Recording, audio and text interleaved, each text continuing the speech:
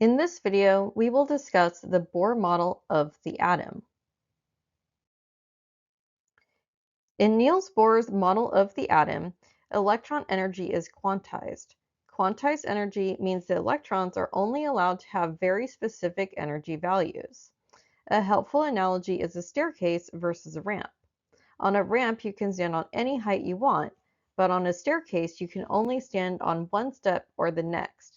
You cannot hover in between. Electron energies behave like the staircase. The lowest energy levels are closest to the nucleus, and higher energy levels are further away. An electron can occupy one energy level or another, but it cannot exist between these levels.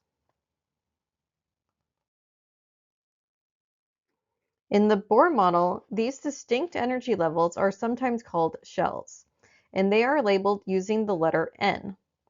The lowest energy shell is labeled N is equal to 1, and higher energy shells have larger N values and are further from the nucleus.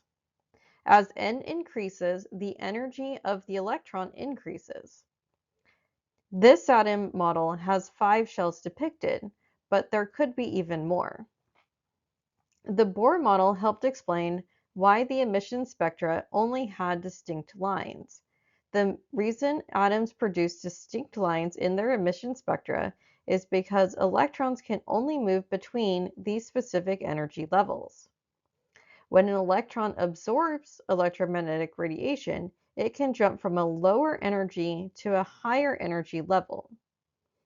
In this absorption spectrum, you can see what wavelengths of light were absorbed to excite the electrons. When an electron falls from a higher energy level to a lower one, it releases energy in the form of light.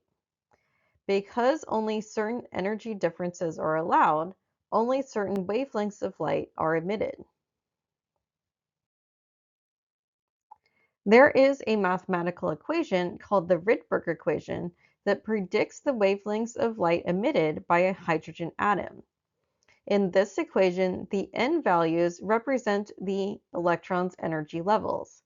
Ni is the initial energy level where the electron starts, and Nf is the final energy level where the electron ends. The difference in energy between these two levels determines the energy of the emitted light, which is related to its wavelength. Larger differences in between the shells result in higher energy light, which corresponds to shorter wavelengths. The Rydberg equation works extremely well for predicting the emission spectrum for hydrogen. Because it also works for ions that contain only one electron, this equation provided strong support for the Bohr model being partially correct. However, the Bohr model does not work for atoms that have more than one electron. Since it cannot accurately predict the emission spectrum of multi-electron atoms, scientists knew that the Bohr model was still incomplete and needed improvement.